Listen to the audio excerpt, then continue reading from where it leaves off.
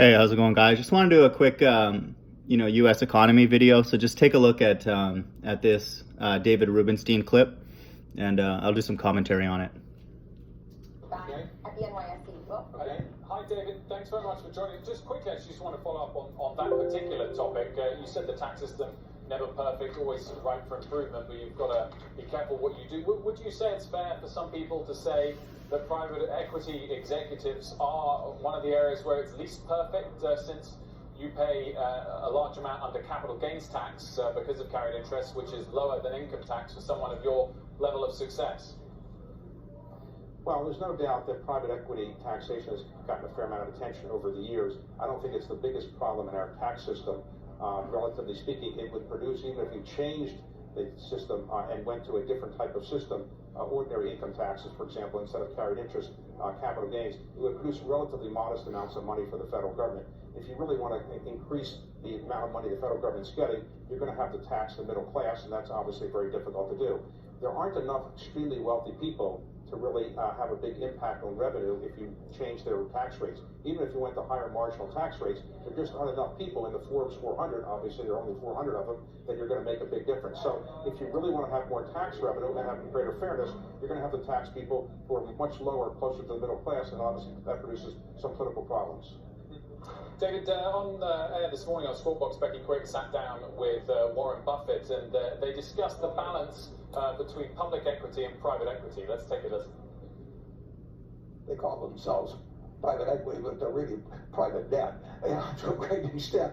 But that trillion might buy as much as, say, 3 trillion of assets if it's leveraged with 2 trillion of debt. Well, the total stock market is something like 30 trillion.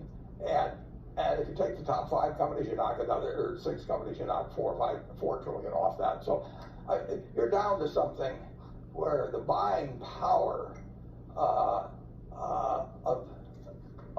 private equity, plus just the normal buying power from companies that want to get there, it's just a huge amount of competition. David, do you think that's a little bit of sour grapes there from Mr. Buffett, given the success your industry has had in attracting more assets under management in the last couple of decades? Warren Buffett is perhaps the greatest investor ever. He's somebody that I regard as a great role model. He's somebody that I regard as a friend. I'm not going to say that anything he says is wrong because I don't know enough to be able to criticize anything he says. Let me just say that private equity has done a pretty good job of improving the efficiency of companies in the United States for some 30 or 40 years. And around the world, people like private equity to come into their country to show them how to improve and modernize companies. And I think it has created a lot of value for the economies in which it's operated. There's no doubt there's a fair amount of money in private equity now. That's because the returns have been very good. People aren't putting money in private equity because the returns are bad. It's because the returns are good. The returns may not be as good as Warren Buffett has achieved. Nobody probably can get those kind of returns. But we've done reasonably good for our investors, and we're quite proud of what we've achieved. So, guys, I just want to use this video as a platform to talk about, the U.S. economy. So it's a 13-minute long interview. It's worth checking out. The title is U.S. Economy in Reasonably Good Shape, David Rubenstein. So again, we're talking about years and years of money printing, of just pumping this beast system with credit, and that creates this thing called private equity, which he speaks of. And so the first thing I want to talk about is a comment that he made. So there's 2 major points that I want to discuss. So the first clip says, the first piece of the clip says you shouldn't tax the rich because there aren't enough of us. And so he's saying that there's only like 400 people on the top 400 list. So he's trying to make a joke. And this is, again, what they're doing now more in financial commentary is it's like damage control. They'll always have little bits of laughter, little jokes. And we see that on the Ball Earth as well. Like the Ball Earth evangelists always need to inject humor just to kind of soften the blow and to kind of make what they're saying, the lies, more digestible. And we see that happening here. And so he's making, now it's becoming very, very obvious, is basically the point of this entire video, that they're lying. It's like taxing the middle class. He's saying there's more people, but obviously we don't have very much money, so taxing the top 400 even a small amount would make an incredibly huge difference in tax revenue. And so people beneath this video are making comments, and I try and leave mine as well. I wrote, "There is no doubt anymore David Rubenstein is speaking on behalf of Satan." Somebody else makes a comment and he puts the timestamp in there. Stuff like this is exactly why people are becoming increasingly angry with the super rich, and then that has 8 likes. So it's becoming kind of obvious now. Like, they're just saying things that are just blatantly wrong, and it's evil, you know. And so that's kind of good for us in the sense that the U.S. economy is clearly on a downtrend, and the lies of these financial pundits, these people giving us a narrative, feeding us a narrative of what's going on, like the economy is in reasonably good shape when it's obviously not, and then they're showing the true colors, the true evil, saying that if you really wanted to increase tax revenue, you'd have to go after the larger base of people, the middle class, not the rich, which makes absolutely no sense. There's enough articles on Zero Hedge and really everywhere of how much money the top 1% control around the world and in America. The top 400 richest people in America have more wealth than, you know, an incredible amount of people, you know, millions and millions of people. And so you could tax them and then it wouldn't affect them, their day-to-day, or even the next generation in their families. But if you tax Americans, it will affect them immediately, you know. And I remember, I've said this on a past video, I was working at Amazon in one of their sort centers, and somebody called in with a question about their pay stub, the amount they received. And I'm like, yeah, if you just come in, you know, no one in HR is here right now in the office. They were out in the center in the warehouse. And then I'm like, if you come by, you know, someone will be here eventually to answer your question. He's like, you know, I don't think I can afford the gas. And so this is like, that's something in my mind. I'll be honest, I've been very fortunate in that regard, that I haven't thought of that in my life. Like, I've never gone to the gas station and put, you know, the nozzle in and had to think about whether I had enough money to pay for that gas that I'm pumping in my car. And that's, you know, that's a reality for a lot of people. And so if you tax them, us, middle, lower class more, a lot of people will not be able to function, and in this case literally get to work. And so this person, if you can't see now that David Rubenstein, and, you know, Rubenstein, I'm assuming he's Jewish, these are people that are going to take the chip, and they're going to be the ones administering it. Because if they can say lies this obvious and blatant now with a straight face, you know, like very straight face, like look at his face, like it's just not flinching, you know, saying a grandiose lie. These are the people that are going to show all of us how much they love us, you know. And for those who are willing to tough it out, you know, God bless your heart. You're an idiot if you do that, and trust your life, your hand, or a chip in your head to these people. You know, that's interesting. So that's the first point. And then the second point was this notion of private equity being beneficial to society. And then he goes and talks about, you know, how people around the world love private equity. And not to get too much into it, but it's essentially a form of like a leverage buyout. And so they'll come in with debt, with some amount of equity, but then they'll also come in with debt. And that's what Warren Buffett was talking about in the clip, is that, but a majority of it will be debt. So they will look at a company that they feel has too much fat. Maybe the people it's too many people, there's inefficiencies, there's things that are known to work in those industries to increase efficiency. And so private equity will come in and buy that company with mostly debt. And that's why Buffett is correct saying that it shouldn't be called private equity, it's mostly private debt.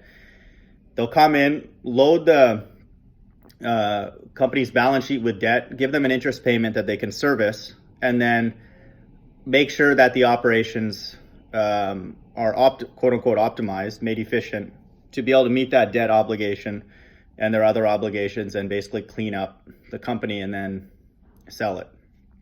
Typically they're like, the analogy is kind of like a house flipper. They're kind of like a company flipper. And so the duration that they're in varies. It's not necessarily like immediate, like in a month or a year or whatever, but that's their objective, and that's how they deliver returns to their investors,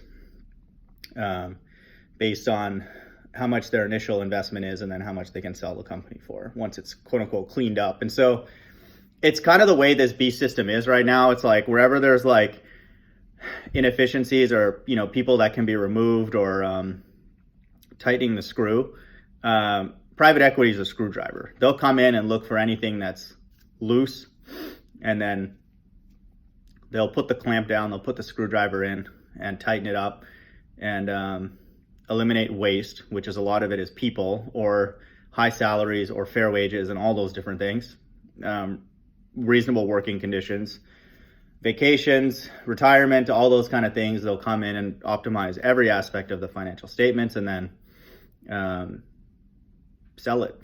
So this is the scheme, and this is the evil system that we're working in. There's a constant need for optimization and efficiencies and, you know, generating returns for their investors. And then it's this obsession, this unquenchable obsession that's happening and is driven a lot by private equity investors and private equity companies, is creating the satanic system that we have. It's efficiency at the expense of you know, human health and well-being. So, you know, if you are at the point now where you're on the fence about David Rubenstein or Warren Buffett being, you know, satanic, I think it's becoming very, very obvious to people, especially, you know, if you're awake to other conspiracies going on in the world. But these are Satanists, you know, these are people who are not going to tell you the obvious truth that Americans are just broke. You know, there's no mystery behind that. They're loud and they say every single excuse: the weather, tariffs, what else? This Trump border wall, government shutdown is causing the economy to be bad. Everything except Americans are just broke. The money is not going to Americans' hands through salaries or not having a job, through working multiple jobs at low wages, driving Lyft, Uber, etc. Americans are just broke, you know, and I can see myself, after I lose this job, if I don't find another one, running out of resources in a year or two. And so I would say I'm in better shape than a lot of Americans, and I'm not saying that to brag. That's just the reality of it. So, you know, that's this is what's happening, you know, and the reason I know that, again, we're in the end times is because most people don't care, you know. And so there's like a war going on right now in India and Pakistan, and, you know, that's just, no one cares, you know, to be honest. Like, very few people are even talking about that.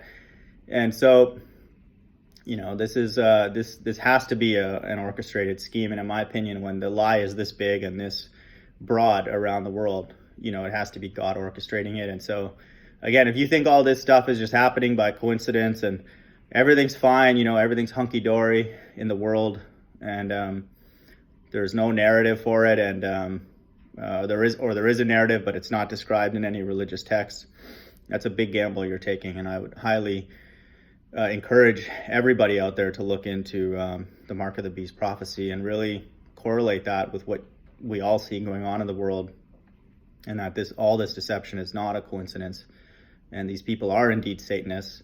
They are going to take the chip, because rich and poor will take the chip. They'll be the spokespeople for it, and they'll make up stories for how it's a good thing, a virtuous thing, to be enslaved further. And you know, they are doing the bidding on behalf of God's left-hand side, and we need to call it out and avoid these people. You know, like avoid their ideas and philosophies, obviously, which are becoming very, very obvious now that they're satanic, and then just, I mean, avoid them, you know, in life as well, because they are not going to bear any fruit that is righteous and acceptable and pleasing to God. So I just want to put that out there, just kind of a status update on the economy. And looks like Home Depot's numbers came in poor as well in Q4, and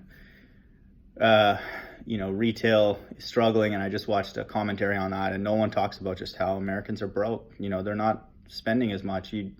Restaurants, you know, still have people in them, but I've noticed they're just much quieter. You know, there's just less people out and about. So again, everybody be safe out there, because again, when people run out of money, It's not even necessarily that they're evil, they just get desperate. So just be safe out there. Hope everyone's doing well. Bye.